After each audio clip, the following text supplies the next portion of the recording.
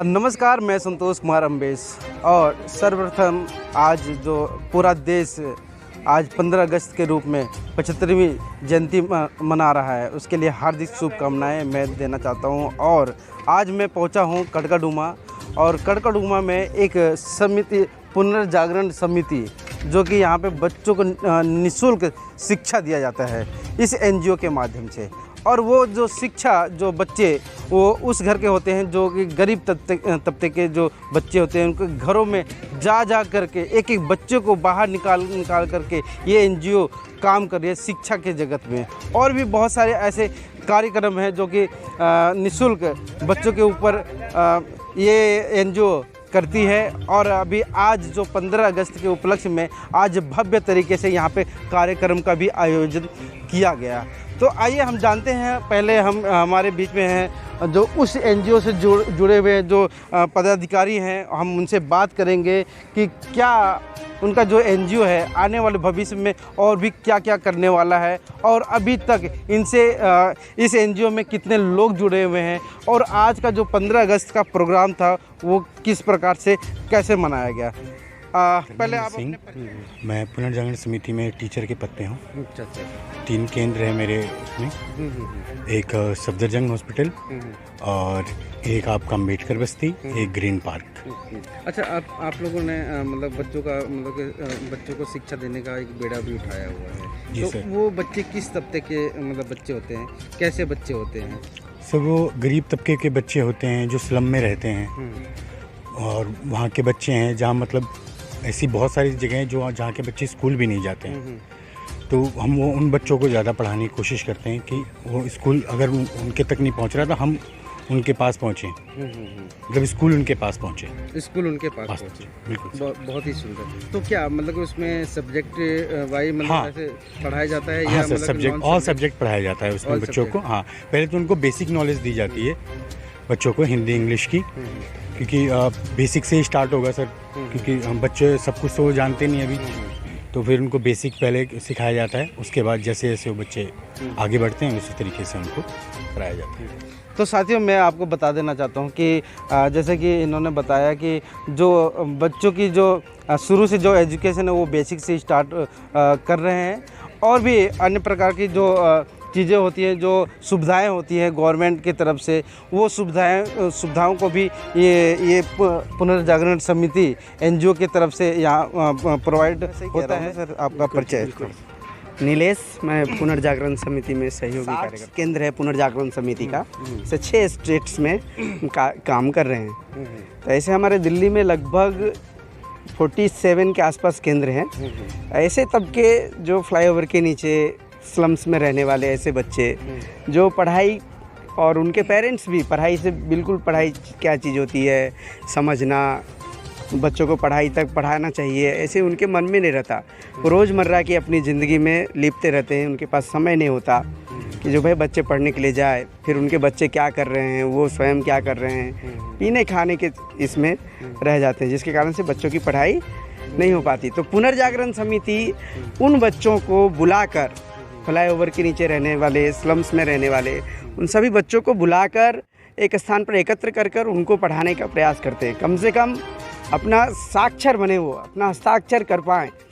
कहीं बैंकिंग में आजकल पैसे निकालना है, साइन करना है, तो ऐसी कहीं भी कोई फॉर्म भरना है तो अंगूठा नहीं देना पड़े, हस्ताक्षर कर लें। कम से कम इतना हम साक्षर बनाएं। इस योगदान में पुनर्जागरण समिति समर्पित रहती है, हर समय लगी रहती है। और जो बच्चे पढ़ते हैं केंद्र में, पढ़ते वो लगता है कि भाई बच्चे को स्कूल जाना चाहिए, उनके पेरेंट्स, बच्चे रुचि दिखाते हैं, तो उनको पुनर्जागरण समिति स्कूल्स में एडमिशन भी दिलवाती है और उनको स्कूल्स में पढ़ने के लिए सुविधाएं जो भी होती है प्रोवाइड करती है। मतलब कि अगर वो बच्चा अगर आगे स्तर में अगर पढ़ाई करना चाहता है तो आपका जो ये पुनर्जागरण जो समिति है, जो एनजीओ है, वो आगे पढ़ाने के लिए भी सक्षम है। बिल्कुल सहयोग करती है। उनको स्टेशनरी है, ड्रेसेस हैं, बाकी और भी एक्सपेंसेस हैं, उसमें भी सहयोग करते हैं। आपका क्या इस एनजीओ में क्या रोल है? मैं सहयोगी कार्यकर्ता। शानू है, मैं 3 केंद्र पे बच्चों को पढ़ाती हूँ। शायद आप यहीं पे पढ़ा रहे थे, मैं आया हुआ था बच्चों को विश्वास नगर के केंद्र पर आप आए थे।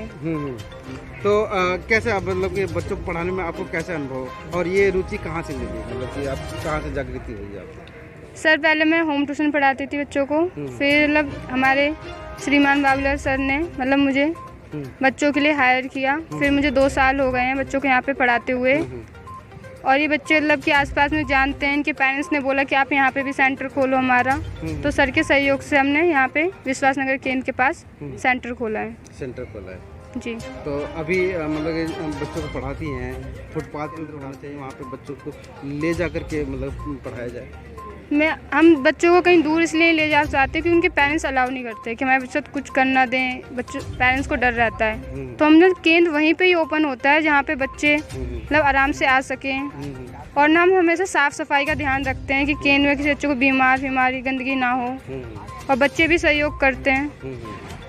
तो बच्चे भी सहयोग करते हैं कहीं ना कहीं। अगर बच्चों को ऐसे स्लम बच्चों को अगर शिक्षा दी जाएगी तो वो कहीं ना कहीं अपने बारे में, अपने साफ़ सफाई के बारे में, अपने जीवन के बारे में वो सोचता है और वहाँ से उसका बदलाव शुरू हो जाता है। जो पुनर्जागरण समिति जो बच्चों को शिक्षा देने में लगी हुई है, निःशुल्क शिक्षा देने में। शुभम सिंह है, मैं पुनर्जागरण समिति का सदस्य हूँ, टीचर के रूप में पढ़ाता हूँ। 3 सेंटर में पढ़ाता हूँ बच्चों को, और उनको हम कुछ न कुछ नया सिखाते हैं रोज़। हमारी कोशिश रहती है हमेशा बच्चों को अपने हिसाब से ना देखकर बच्चों के हिसाब से पढ़ाना चाहते हैं, ताकि बच्चे क्या सीखना चाहते हैं। जैसे कुछ बच्चे उसमें कमज़ोर होते हैं, एक केंद्र में सभी बच्चे पढ़ने वाले होते नहीं हैं, तो बच्चों को हम देखते हैं कौन कौन से बच्चे पढ़ने वाले हैं, जो कमज़ोर हैं उनको उस लेवल का पढ़ाते हैं। धीरे धीरे हमारी एक्टिविटी बढ़ती रहती है। और देखा जाता है कि मतलब कि कितने बच्चों का जो रुचि होता है वो पढ़ाई से धीरे धीरे कम होकर के मतलब कि खेल कूद में ज़्यादा होता है। उसको मतलब ये एनजीओ कहाँ तक मतलब ले जाने का? हमारा हफ्ते में 1 दिन छुट्टी रहता है। बच्चों को 1 दिन हम पार्क ले जाते हैं, एक्टिविटी कराते हैं, वहाँ अपने केंद्र के बारे में बताते हैं, उनको बताते हैं, खेल के बारे में सिखाते हैं, नई खेल के बारे में, और देश के प्रति बारे में बताते हैं। जैसे कुछ नई चीज़ें हुई देश में उसके प्रति भी बताते हैं बच्चों का, ताकि जीके नॉलेज अच्छा रहे। इसलिए बच्चों को पार्क ले जाते हैं, वहाँ घुमाते हैं, और हम कार्यक्रम करवाते रहते हैं, बड़े बड़े खेल संगम। जैसे हम अभी 1 महीने पहले हम लोग खेल संगम करवाए थे। उसमें हमारे 300 बच्चे थे, केंद्रों के 8 केंद्रों के 300 बच्चे थे। उसमें हमने कई प्रकार खेल सम्मिलित किए, जिनमें बच्चे हमारे सम्मिलित हुए और खेल का आनंद उठाया, ताकि बच्चों को भी अच्छा लगे। क्या है ना, रोज़ पढ़ाई नहीं करवा सकते ना, तो इसलिए हम लोग हफ्ते में 1 दिन बच्चों को रखें। बिल्कुल स्पोर्ट जुड़ा रहता है, ताकि बच्चों का माइंड थोड़ा सा अच्छा रहे। हम बच्चों को पेरेंट्स से बात करते हैं, जो बच्चे अच्छा खेल खेलते हैं, फुटबॉल हो गया, वॉलीबॉल हो गया, तो हम उनका पूरा सहयोग करते हैं कि वो राष्ट्रीय स्तर पर खेलें और हमारे संस्था का नाम बढ़ाएं। क्योंकि हमसे जुड़े हुए थे बच्चे, तो हम हर प्रकार का सहयोग करते हैं, खेल कूद में, पढ़ाई में, जो भी उनका हो सके। पेरेंट्स से बात करते हैं। बच्चों अंदर बाबूलाल सिंह जी हैं, तरफ से क्या सहयोग होता है? उनकी तरफ से पूरी सहयोग रहता है कि बच्चों को कैसे आप पढ़ाते हैं। वो बच्चों से पूछते भी हैं, आके सेंटर विजिट करते हैं, ताकि जैसे कोई भी टीचर है कैसा पढ़ा रहा है बच्चों को, वो ऑनर के रूप में नहीं, बच्चों के गार्जियन के रूप में पहुंचते हैं, ताकि बच्चों को ऐसा ना लगे कि कोई आया है। बच्चों से बातचीत करते हैं कि टीचर आपको कैसा पढ़ाते हैं, क्या सहयोग करती हैं, क्लास रोज़ लगता है कि नहीं लगता, उसके बारे में बाबूलाल जी जाके पूरी जानकारी लेते हैं, और जो भी कमी रहती है उसकी पूर्ति। ऑनर हैं सर। पुनर्जागरण के बारे में भी मैंने बहुत सुना है, और चलते चलते भी मैंने एक छोटा सा कवरेज किया था, और वो बात बहुत दूर तक फैल गई। एनजीओ किन किन क्षेत्रों में काम कर रही है बच्चों? हमारा फोकस्ड है शिक्षा, संस्कार, स्वावलंबन और हेल्थ। हम 4 विषयों पर काम करते हैं। हेल्थ में हमारे और भी विषय जुड़े, जैसे हेल्थ में जैसे कि आयुर्वेदिक है, होम्योपैथिक है, एलोपैथिक है। इसके साथ में स्किल में भी अलग अलग विषय हैं, जिसमें से सिलाई है, ब्यूटी पार्लर है, मेहंदी है, स्पोकन इंग्लिश है, कंप्यूटर है, अखबार से लिफाफे बनाने का काम है। इस प्रकार से हम करीब 6 राज्यों में 60 केंद्रों पर काम कर रहे हैं, और करीब हमारे पास 5000 बच्चे पढ़ रहे हैं और महिलाएं। मतलब जैसे कि पढ़ाई से अलग एक्टिविटी होती है, जैसे स्पोर्ट्स और भी मतलब बहुत सारे ऐसे एक्टिविटी होते हैं, मतलब उसमें आपका ये जो एनजीओ काम करती है? हम कह रहे हैं कि हम लगभग हर क्षेत्र में काम कर रहे हैं। शिक्षा के साथ में हाँ, खेल कूद का भी होता है, और हमारे केंद्रों के बच्चे तो काफ़ी बच्चे ऐसे हैं जो फुटबॉल खेलते हैं, और राष्ट्रीय स्तर पर भी हमारे केंद्रों के बच्चे फुटबॉल का मैच खेल चुके हैं। खेल चुके हैं। हाँ जी, और इसके साथ में चेस पर भी हमारा फोकस है। चेस में हमारा इसलिए फोकस है कि चेस एक ऐसा विषय है जिससे बच्चा गवर्नमेंट का मानना है कि अगर बच्चे अगर खेल कूद में आगे निकलेंगे तो और हम हमारी तरफ से फंड लेके जाइए, तो क्या ऐसा कुछ ऐसा गवर्नमेंट से आपने मांगने की कोशिश किया है? अभी हमने कोशिश तो नहीं किया और भी क्षेत्रों में सरकार से सहयोग मांगा था तो नहीं मिला। तो अभी हम अपने स्तर पर चेस है, फुटबॉल है, वॉलीबॉल है, बैडमिंटन है, इस प्रकार से खेलों का आयोजन करवाते हैं। अलग अलग क्षेत्रों से हमने शिक्षक भी बुलाए हैं, वो बच्चों को सिखाते हैं, बच्चे खेलते भी हैं, प्रैक्टिस होती है, प्रतियोगिताओं में भाग लेते हैं।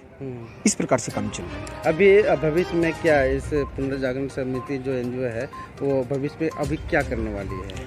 हमारी इच्छा ऐसे है कि कोई पूरे मतलब देश भर में जो बच्चे भीख मांगते हैं इनको शिक्षा के क्षेत्र से जोड़ना, इनको पढ़ाना, ताकि ये भीख न मांगे और अपने पैरों पर खड़े हो सके।